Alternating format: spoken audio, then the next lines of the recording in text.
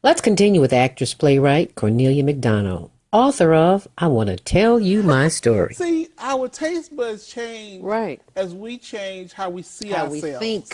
How we feel, how we Yes. think. Yes. And loving yourself, getting back to that, is like, I'm not going to be walking around here taking 2,000 milligrams of boom. Anything. That's not what I'm going to do. I want to live my life every day to say, I wake up in the morning, the first thing I say, thank you. Yes, ma'am. Thank you. Part of the gratitude journal. I thank my body for keeping me alive. Yes, ma'am. No matter how big it is, no matter how little it is, I thank my body for that. I thank my mind. I had chemo brain for about a year and a half. Chemo brain. Chemo brain. When you take that chemo, it wipes it all the good and the bad. So I had to activate my brain with crossword puzzles, with reading. I read out loud. I remember the first time I read after my first treatment, and I couldn't even call the words. Yeah. And when I was in California, we had a party, and my friends said, you know, their cousins, their dad, their sister-in-law, because everybody's been affected by this thing called cancer. And they couldn't believe I still had a memory. They thought, wow, when we thought you were going to be in a wheelchair. Don't you find it fascinating that 20, 30, 40 years ago, cancer was a once-in-a-lifetime thing? Maybe 1 out of 20 families got cancer. Now it's like 1 in every other family gets cancer. I will survive. I will survive. As long as I know how to love, I know I'll stay alive. 'Cause I got all my life to live, and I got all my love to give.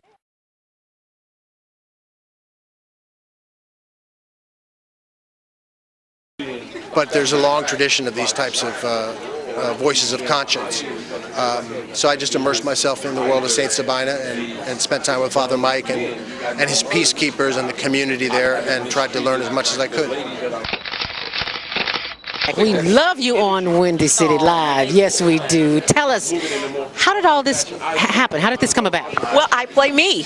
I play Val Warner in Chirac, which is really cool. So when people see this movie, they are literally seeing Val, and I am a reporter in the movie. We talk about the violence, but what can we do personally? I think we got to be engaged, and I think engaged in a number of things. In our block, in our home, in our neighborhood, we got to be engaged. We got to fight the issues. We got to fight a government that is abandoned, you know, whole communities on the south and the west side. We got to fight a governor who's cut out every youth employment program, who's cut out violence prevention programs, who's abandoned our communities and the poor and the vulnerable. And I think we got to reach out to our brothers on the street and love them and respect them and help them, not just demonize them. Hi, I'm Harry Lennix, proudly here at the world premiere of Chirac, and I strongly advise you to watch HLN. My participation is only because of Mr. Spike Lee, our leader, our director, and he reached out to me and blessed me with the opportunity to be in this film and said that his mission was to save lives in the south side of Chicago. So what's it like playing the mayor of the city of Chicago? Well, you know, I don't know. I'm looking forward to the perks. I played Shoeless Joe Jackson, so I get a lot of baseball perks. It's U.S. Cellular.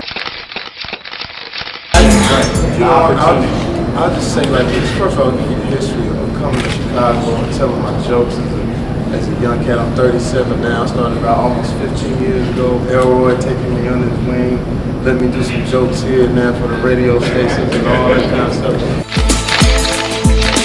We are more than that. We are more than that. We're greater than that. And I feel like in places like this, or Chicago, or whatever you want to call it, the hood, whatever you want to call it, like, it's too much attention dwelled on the negative. I learned that no matter what you do and how much of a genuine heart you have, and if you're coming from a good place, people are going to criticize if they don't agree with what you're doing. Hi, we're from Empire, and you're watching the Higher Learning Network. So how long have you been standing here? Not too long, like an hour. So we're moving in fast. This is a good sign.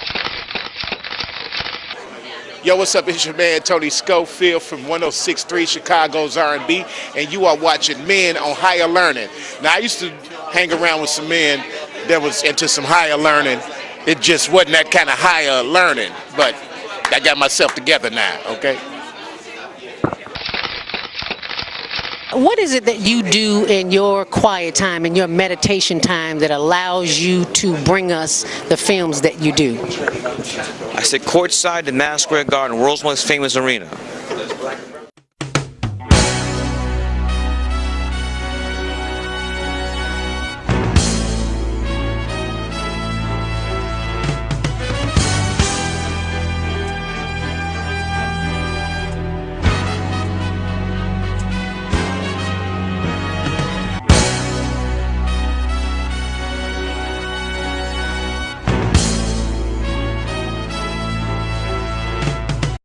Latifah, and you're watching ZTV on the Higher Learning Network. Put your hand right.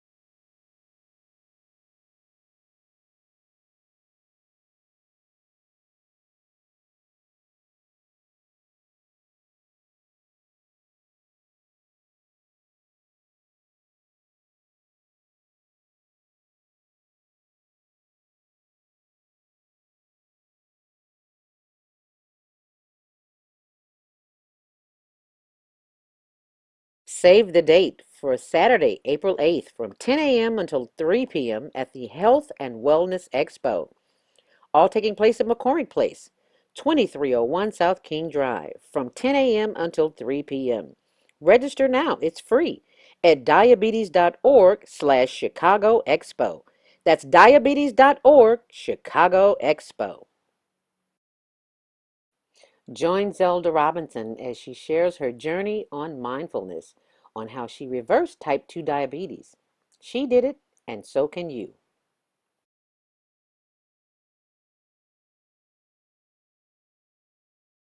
All right. Well, my name is Melvin. I want to welcome you. I'm with Power Team International, and it gives me great pleasure to introduce Zelda Robinson, America's mindfulness breakthrough expert. She is a powerful businesswoman, community volunteer, health and wellness speaker. Zelda is a southern girl, or as we say, gal, with a northern flair. Graduated from Columbia College with a degree in broadcast communications, retired radio personality with over 20 years experience, also an executive producer of HLN TV show for the last 10 years, member of the American Society of Training and Development. She was mentored by Zig Ziglar and Les Brown, shared stages with none other than Bill Walsh, owner of Power Team International, and she's worked with Fortune 500 companies, including but not limited to Motorola, Nokia, ComEd, the Mayor Office of Employment Training, and Cook County Department of Correction. She has spoken around the world, including South and East Africa, and London, England as well. She is the president of the European American Association and media consultant for the Higher Learning of Network, NFP. Zelda has a lifelong commitment to the youth and to the business community. She has received numerous awards in community service for over 26 years. She is an author of 3 books, 2 ebooks, and several training manuals.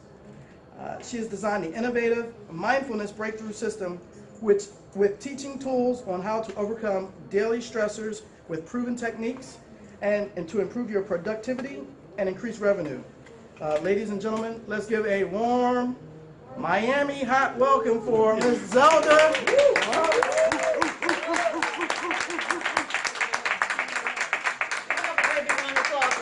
Me. I want to be that person that you just talked about. Thank you very much. I want you to look to the person to the left and to the right of you. Say, it does not matter. It does not matter.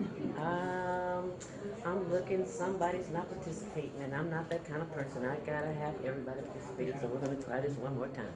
But to the person to the left and to the right of you, not at me, but to the person to the left and to the right of you, it does not matter how long it took. How long it took. I hope you feel. I hope you feel. As good as you look. As good as you look. They give yourselves a great big round of applause. And give Heather a great big round of applause. She's a part of our team international. And they're the ones who really make this work, because this is a joint effort. We could not do it alone. And I want to be sure everyone here is in the right place at the right time, doing the right thing. And we are here to teach you how to unleash the entrepreneur warrior in you. Are we in the right place? Yes. Look at your neighbor and say, neighbor. Neighbor. Right place? Right. All right. Right place, right time. And as they're still coming in, come on in. There's room for more. We are here to do a few things today. And one of them is the Mindfulness Breakthrough Session. It's designed to assist entrepreneurs and business owners. That would be you, right? Say, that's me. That's me. How thoughts affect your business. How to replace old thought patterns. Proven tools and techniques to improve productivity, to decrease stress and increase what? Revenue. The money. This is the money book. My why. I want to tell you a little bit about me and how this program came to be. Would you like to hear about it? Yes. Sure. Well, once upon a time, I was a little bit here. No, just kidding. I was about the age of 9 years old, and my mom passed, and I had to go live south with an aunt who lived on a farm. I'm a city girl. Yes, ma'am. No, I did live on a farm. Oh, you live on a farm too? Oh, any other farmers in here? Alrighty. We're the only ones, so we're the minority here. On this farm, I had to learn how to pick cotton in order to eat. Anybody ever pick cotton? So you know that's not a good career choice, right? Yeah. As you can see, I haven't missed any meals, so I picked a lot of cotton, right? Wrong answer. I did not pick enough cotton. We had to be at the field at 6 o'clock in the morning. Be there, not getting up. Be there at 6 o'clock in the morning. That's late? Yeah. Well, you don't tell everybody. I don't remember if I was there at 4 or 5. I'll just say 6 to be on the safe side. And there, does anyone here know what a croaker sack is? I know you do. You might know. A croaker sack is a sack, real rough. I forgot what it's made of, but it's about 6 feet tall and about 2 feet wide. And the object is to fill the sack with cotton. We have to pick the cotton in rolls. So you're going down the road picking cotton. Well, I think you got about $6 for that roll of cotton. And unfortunately, at the age of 9, I wasn't an expert in picking cotton. So at the end of the day, we would have to go to what I call the cotton master, the man who would weigh the cotton, who would pay my aunt for the cotton. And instead of getting $6, I think I got 50 cents my first day. And that might be an upgrade. It might have been a quarter, who knows. So in other words, I didn't do very well. And she told my aunt, she said, you see that little old gal over there?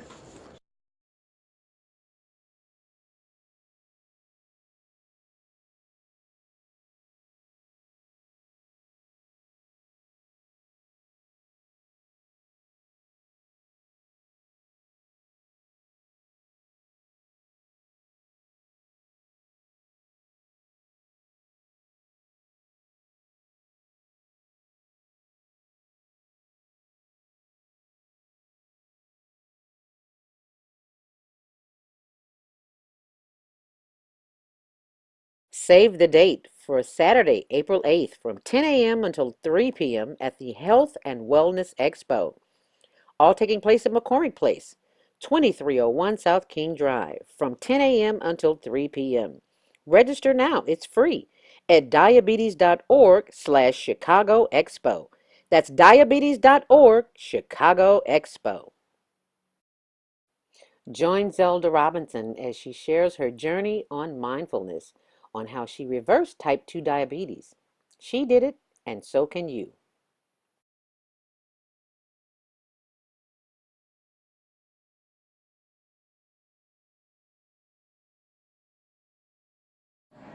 Hi, I'm Illinois State Controller Susana Mendoza, and I have a huge smile on my face right now because just a little while ago I was able to have a great surprise, and that was to be part of Zelda's meditation technique. And my life is always so hectic, it's very stressful. You can imagine having to deal with a $12.4 billion budget deficit and growing. But for a moment, I escaped all of that and just felt happy. Why? Because I was able to take a moment to breathe, to relax, to move my head around, really relax my shoulders. You know, the little simple things in life that you sometimes just don't take the time to do. So I want to say thank you to Zelda. I wish I could take her in my pocket with me to work every day. But if you get an opportunity, hopefully you'll get to have an excellent 5 minutes or more with Zelda and enjoy her meditation techniques.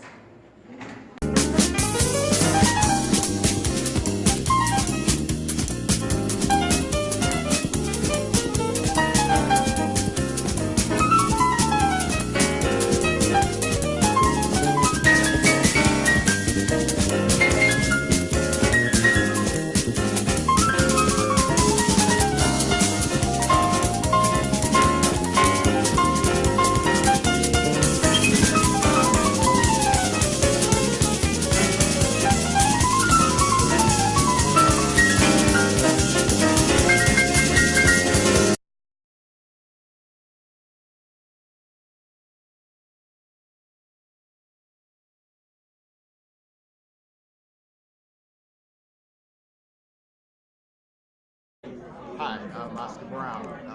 I discovered I was a diabetic quite suddenly. I was out eating and I had to constantly urinate. And in order to try and cure the diabetes, I drank Arizona iced tea, which has 45 carbs in it. And then I went to the hospital and I almost died.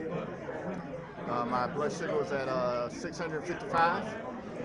And I almost went to a coma and died. However, I got to the hospital right on time, and they filled me full through it, started giving me insulin and metformin, and that's how I initially survived. The way to beat diabetes is through diet and exercise is the key, and counting your carbs. Try and limit your carbs to 60 per meal. If you do that and you exercise regularly every day, you can beat diabetes. And it doesn't have to be fancy exercise. I walk every day for 45 minutes a day. If you do that, then I built up to about an hour and a half. So if you do that and you watch what you eat, you count your carbs, you too can get off of metformin, you can get off of insulin. It takes effort and it is a lifestyle change. Make your lifestyle change and you don't have to have metformin or the other insulins that come out. I can't think of like a slow acting one, a fast acting one. I can't even remember because it's been that long. It's been 5 years now. 4 years without any insulin at all. So do that. Count your carbs and exercise. You too can be type 2.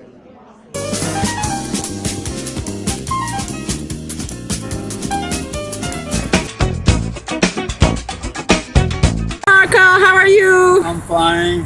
I know. I hear the good news about you've been on the program with the Higher Learning Network, how to reverse your type 2 diabetes. Tell us, how is that working for you? From here, they're working fine right now. Your numbers last time you went to the doctor was what? The first time that I went to the doctor was 10.2. 10.2, that's high. Now it's 7.1. 7.1, that is great. And why is that? I've been drinking the juice that the Higher Learning Network told you about? Right. I call it the beet drink because it's red and all you see is beets. Oh, that's right. And how do you feel? I'm feeling great. But you also exercise too, which that's a key element. Yeah, that's the key. You gotta do a little bit of exercise every day. Okay, so what do you do every day? I'm jogging a little bit. You jog? Yeah. Oh my goodness. Something that I've been able to do for a long time.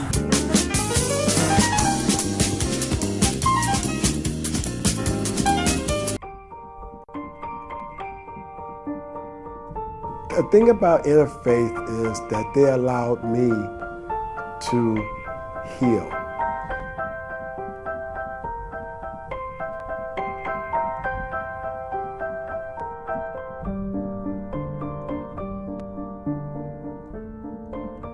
Imagine if you were being discharged from the hospital to the street, what would happen to you? You would either end up dead or back into the hospital system.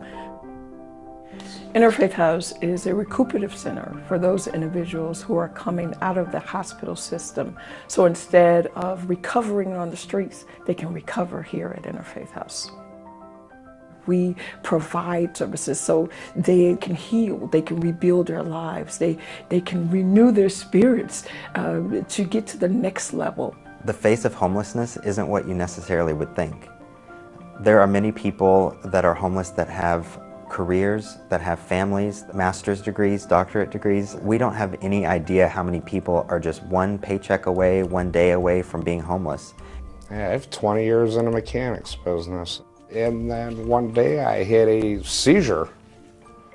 Woke up in a back of an ambulance, and I was on my way to Metro South on Blue Island.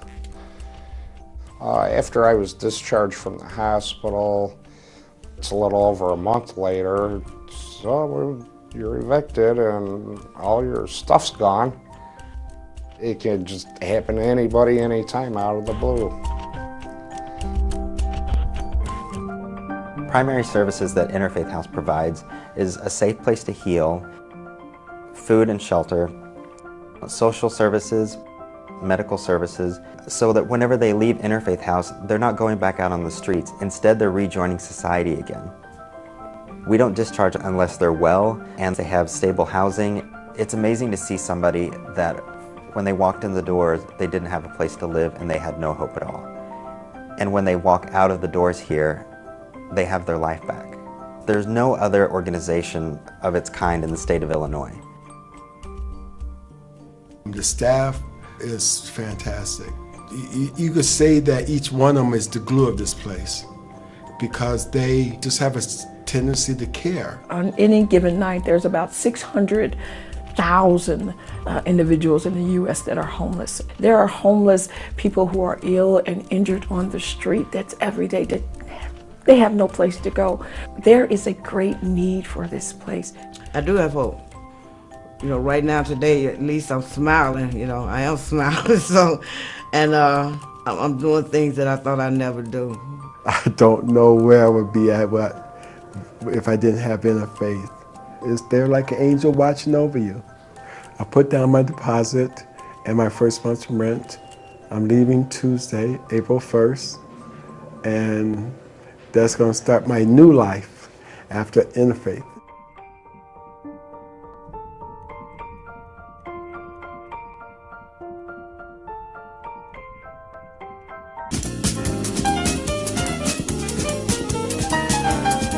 What's your name? Jane. Jean? You are so pretty, girl. Thank Make you. us four-finger sisters look good. So why are you here today? What brought you here? Actually, I come out here a lot for book signings, but I Okay. really liked her book. I read it. It was encouraging or whatever. You read it already? Yeah, Oh, I my got it a few goodness. weeks ago. So. Okay. Have you read Shalom's books, Inspirational Conversations, 365 Days of Empowerment? Comes on Troy Tyler every day at 10:45. Was Zelda Robinson? Yeah. Yeah, I Have you sure read have. that? Yeah, it's on my Good for you. bookshelf. Yeah. Yeah. Is it really? Yeah. Where'd you get it from? Afrocentric Did you? downtown. Good for you. Uh-huh. I'm going to introduce you to her when we get in here, okay? Right. Yeah, That's okay. good. That's So good. let's come on in. We're going in the book. We're going to see Monique. Us big girls, you know, we got our own fan club. By the way, have you ever met Zelda? Do you know who she is? No, I've never met her. You're talking to her. Get out of here. Yeah. I get a special conversation with Yeah, you. you see I got my book, girl. Let me get a shake hand. Hey, how Come on, are sister you? girl. Okay. We're getting ready to have some fun, girl. Okay.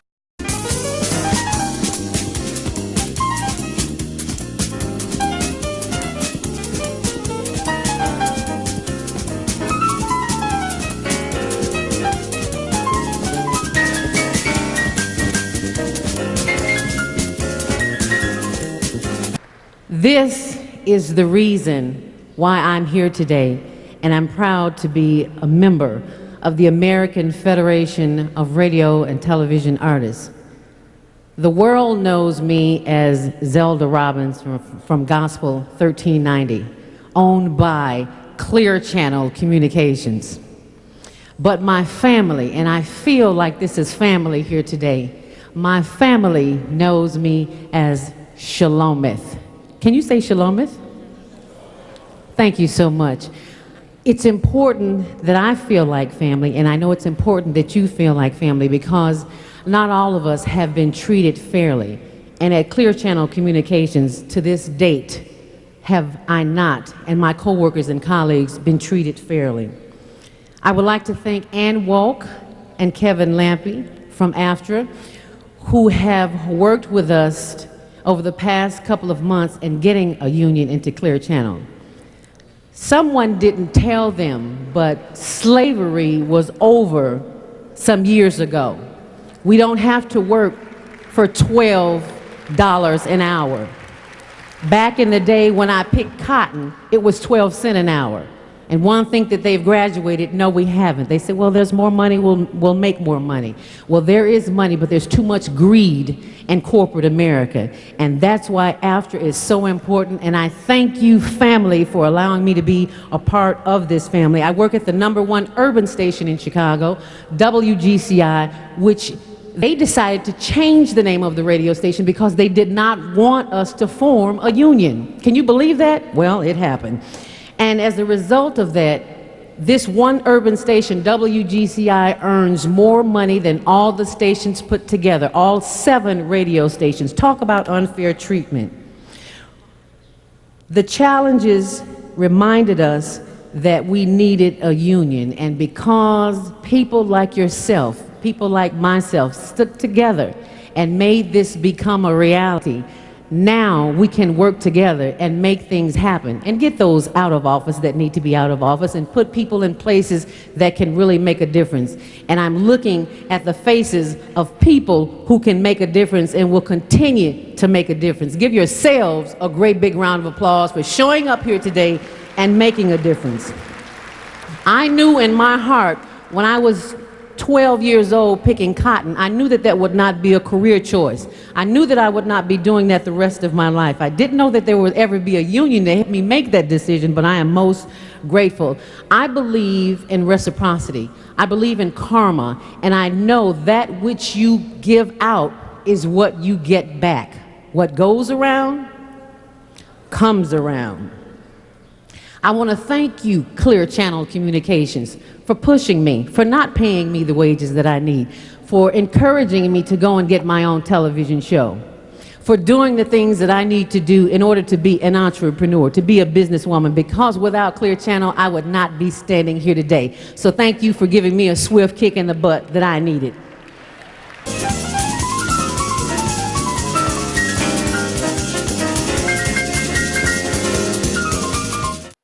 Join Zelda Robinson as she shares her journey on mindfulness, on how she reversed type 2 diabetes. She did it, and so can you. Join Zelda Robinson as she shares her journey on mindfulness, on how she reversed type 2 diabetes.